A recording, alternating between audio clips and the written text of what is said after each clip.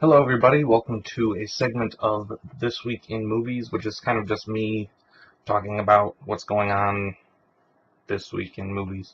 First movie we have coming out this week is The Forest. There's this woman who goes searching for her sister in a suicide forest at the base of Mount Fuji. Paranormal things ensue, like the spirits of the forest there, I suppose. Looks pretty basic, not much to say here. If you're interested in seeing The Forest, it comes out on January 7th. Our next movie, though, looks pretty interesting. It's called Diablo. It stars Scott Eastwood, son of Clint Eastwood, Walton Goggins, and Danny Glover. This is pretty interesting because, as you may or may not know, Clint Eastwood sort of is defined by a lot of his early Western roles. So as I was researching this movie, I found out that Scott Eastwood was actually determined in avoiding all Western roles sent his way. But then this movie was sort of crafted specifically for him, and he plays an Civil War veteran whose wife gets kidnapped. And it's interesting because it's going to use a very build up the story sort of till the end sort of process, and that is actually something that Westerns did before his father was sort of in the picture. So I'm pretty interested to see this. If you've seen my first review, you know that I like Western movies, and to have this sort of very classic style used. Woo! And this movie comes out January 8th. Next up, and the last movie for this week, is The Revenant, starring Leonardo DiCaprio. It comes out January 7th, and I am not the biggest Leonardo DiCaprio fan.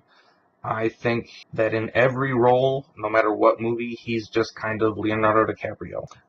This movie is based off true events, and it actually seems like it's a movie that can be based more closely off the actual events than most films that boast that they are based off a true story. Woo! The story of the character that Leo plays, Hugh Glass, is pretty much the story of the film. He's out with a party in the wilderness, hunting this and that, gathering supplies. He's in a thicket, gathering berries ahead from the group when he comes upon this grizzly bear and her cubs. Naturally, the grizzly bear goes to defend her cubs until his friends come and help him out and shoot down the bear. And he's sort of mauled on his face, chest, arms, legs. Pays two members of the crew, one of whom in this movie will be played by Tom Hardy, John Fitzgerald, to sort of help him out. So the two men helping him out, after a week, sort of decide we need to catch up with our group.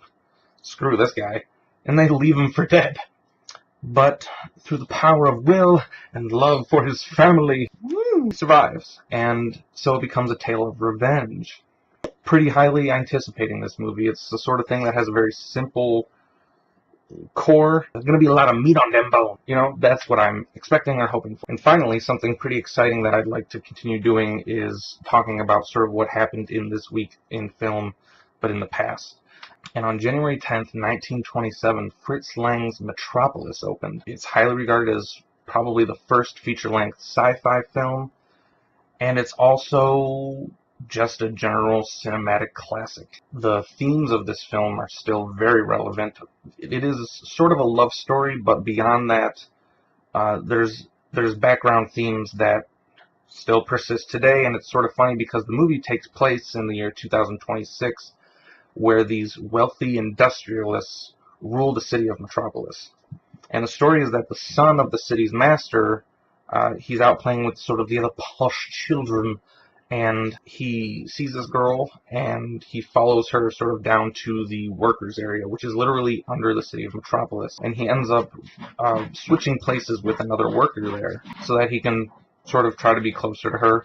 And she prophesizes at one point that there's going to be someone who will act as a sort of mesh between the wealthy industrialists above and the workers below, which he thinks he can be because he's the master's son, and now he has this new perspective on the workings of the underground. There's a lot going on. There's like a false robotic Maria that causes this uprising amongst the workers towards the end of the film. It's actually really grim, a lot of the themes and things that go on in this film. It's so incredible. This is one of the first films to use miniatures. You know, they worked with what they had, and it comes off incredibly. I got to see this film on a big screen at my local art museum. It's truly a cinematic experience. If you get the chance to see this, do it. Even if you don't end up liking it because it is a silent film, at least give it a chance. So yeah, so that's about it.